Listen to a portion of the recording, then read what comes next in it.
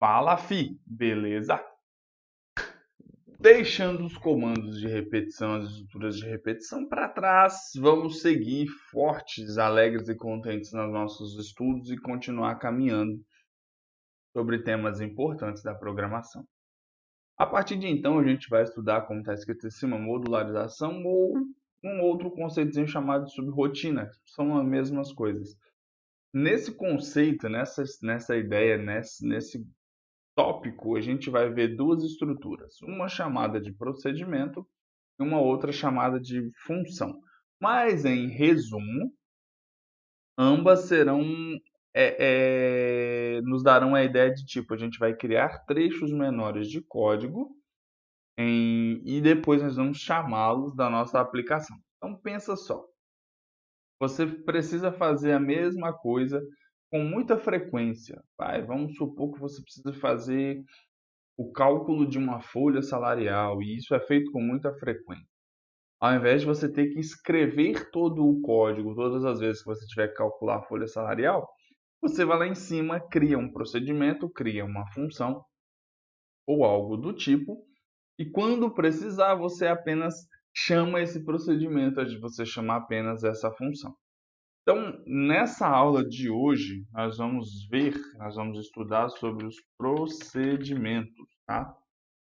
Que é uma estrutura que nos permitirá evitar uma certa, vou até numerar isso daqui, procedimentos nos ajudam a evitar que certa sequência, deixa eu só escrever bonitinho, certa sequência de comandos que ocorra em vários locais de um algoritmo tenha que ser escrita repetidamente nestes locais. E 2, nós vamos dividir e estruturar um algoritmo em partes fechadas e logicamente coerentes. Então vamos entender essas duas coisinhas que eu escrevi aqui em cima. Primeiro, evitar que certa sequência de comandos que ocorra com vários locais no algoritmo tenha que ser escrito repetidamente em locais diversos. É a ideia da folha de salário que eu disse, né? Vamos supor que você precise calcular a folha salarial em várias partes da aplicação. E esse cálculo dá 15 linhas, 30 linhas, sei lá. E se todas as vezes que você tivesse que repetir esse mesmo cálculo e escrever novamente, você ia ficar com um código muito extenso.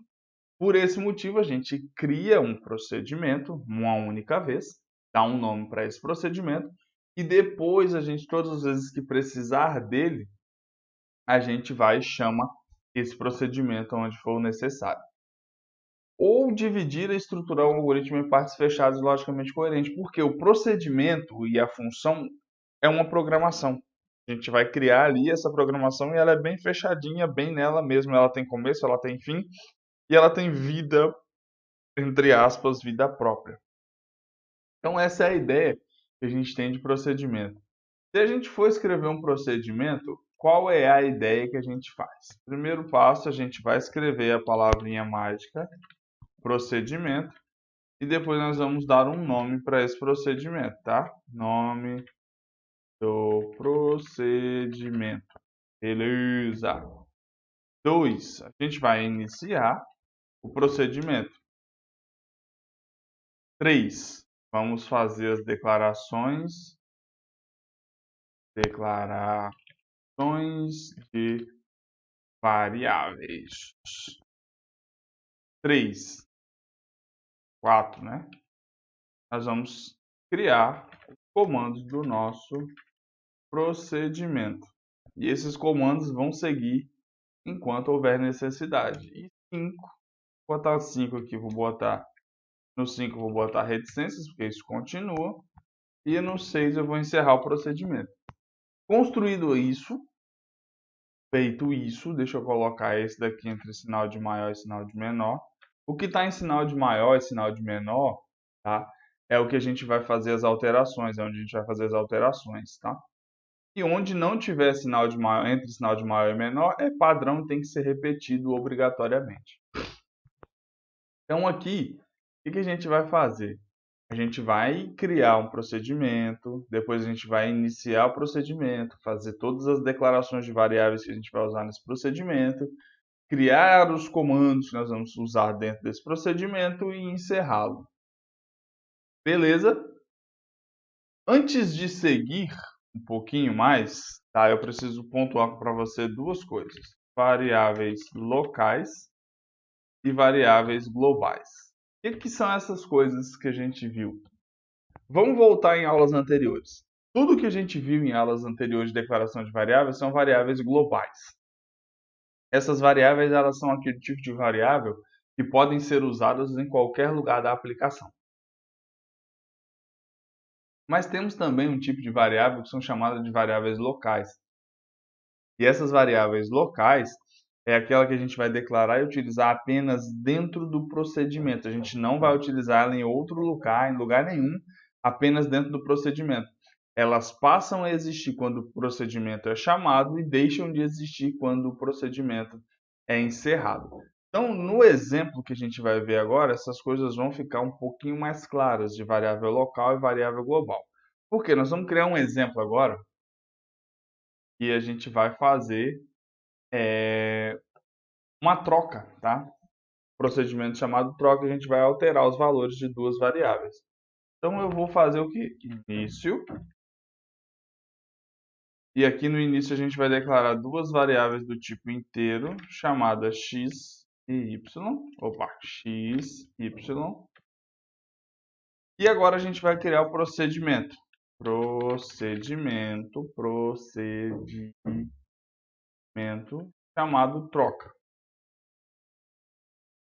Dentro desse procedimento, a gente vai começar toda a brincadeira, tá bom? Vou declarar uma variável do tipo inteiro chamada aux.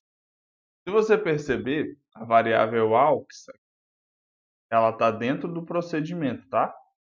E a variável x e y está fora do procedimento. Grava isso, daqui a pouco a gente volta nelas. Vamos continuar. 5. A variável aux recebe o valor de x, mas primeiro deixa eu iniciar o procedimento, né? Início 6. A variável aux recebe o valor de x. O que vai acontecer? O valor de aux é uma variável temporária. Ela vai pegar o valor de x e vai ficar guardando com ela no coração. Em seguida, a variável x vai receber o valor que está presente em y, porque x, ao passar seu valor para aux,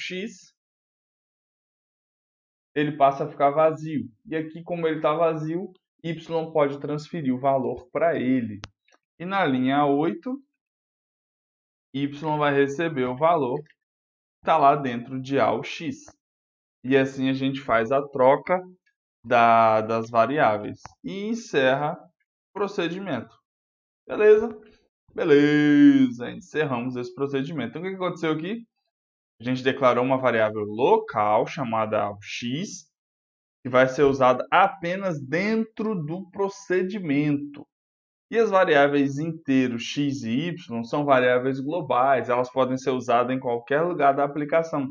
E aí a gente usou elas dentro do procedimento, porque pode. E você vai ver que na hora que a gente continuar aqui para baixo, em momento algum a gente vai usar a variável aux fora da aplicação. E aqui aconteceu o seguinte, aux está recebendo o valor de x, tá? Aux é uma variável auxiliar, deixa eu escrever ela como auxiliar.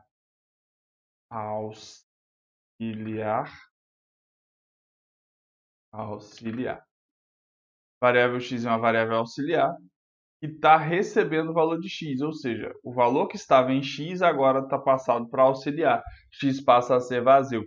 Como x está vazio, y pode trocar de valor com x. Então, y passa o seu valor atual para x e y passa a ficar vazio. E aqui, como o y está vazio e auxiliar tem um valor, ele passa esse valor para x. A partir desse momento, o valor que estava em x vai para y e o valor que estava em y vai para x. Beleza? Vamos continuar. Na linha 10 a gente vai fazer um imprima. Informe o primeiro valor. Ou o valor de X, você achar mais legal. Aí aqui a gente armazena em X. Na linha 12, a gente vai pedir o valor de Y, ou o segundo valor. Segundo valor. Agora eu vou ter que puxar um pouquinho para cá para você. Na linha 13, nós vamos armazenar quem? Nós vamos armazenar Y. Beleza, faltou um ponto e vírgula aqui na linha 11. Beleza, beleza, beleza. Na linha 14, eu vou chamar o procedimento. Você vê aqui que eu estou chamando o procedimento. Troca é o procedimento, olha. Troca, cadê? Aqui, troca foi o procedimento que a gente declarou. Quando precisamos de toda essa estrutura, ao invés de escrever toda essa estrutura, a gente vem aqui e escreve apenas o quê? Troca. Só essa palavrinha é suficiente para chamar toda essa estrutura. E agora a gente só precisa imprimir os valores. Aí eu quero imprimir, sei lá, valor de X ao receber Y, sei lá. Melhor. Primeira troca. Aí aqui a gente vai ter o quê? Variável X. E agora vai ser o valor de Y. Imprima, não é imprimir aqui por gênio da lâmpada. E aqui eu tenho o quê? A segunda troca, que vai ser o valor de Y. Então aqui Y vai imprimir o valor que era inicialmente de X. E a gente encerra toda a estrutura de aplicação.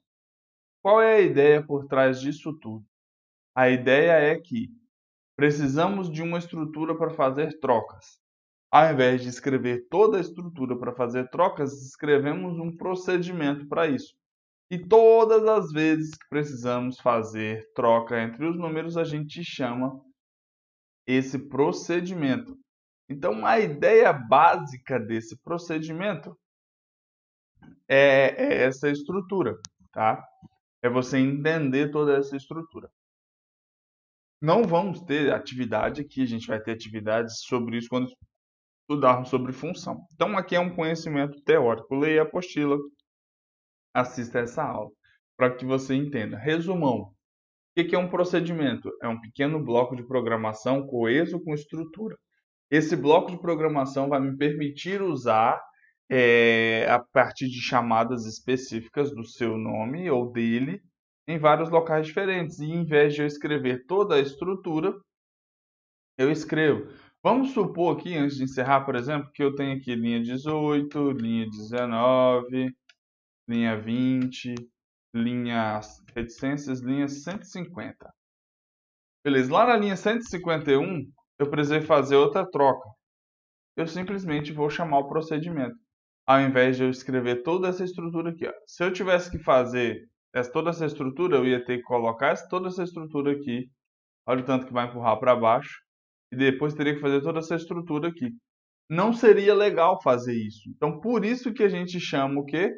Por isso que a gente chama o procedimento. A gente cria o procedimento para facilitar. Então, a ideia do procedimento é essa, tá bom?